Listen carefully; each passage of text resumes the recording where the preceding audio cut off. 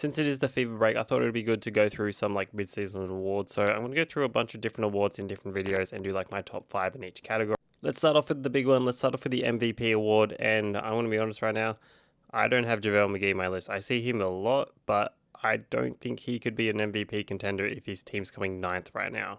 I feel like the criteria should be at least the top 16. But let's get into who I got in my top 5. Number 5, I have Kendrick Davis, the Sydney Kings man. He is averaging like 22.5 points, 4 and 4. So he's doing a pretty good like ratio pretty quietly.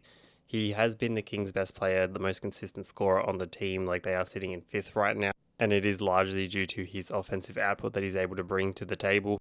At number 4, I have Bryce Hamilton from the Tasmania Jack Jumpers. He's averaging just under 20 points a game, and he's been easily their best player like all season long. He's kept them afloat. He's kept them like in games for the most part. I know they've just had like a 6-game losing streak, but I think it's definitely going to turn around, and it does help now that he's actually got his right-hand man in David Johnson. At number 3, I have Nathan Sobey.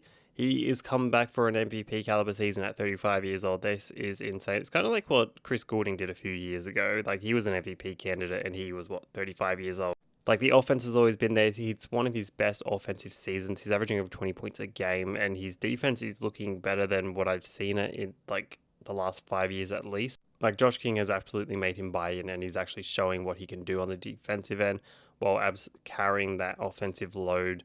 Like when everybody else in the Phoenix may not be able to score, he is still there, still putting up the shots, and he's actually making them for the most part. I mean, he has had a few off games, but so has everyone. At number 2, I have JLA, Joe Luau-Chu. I think he's been the best Perth Wildcats player like all season long.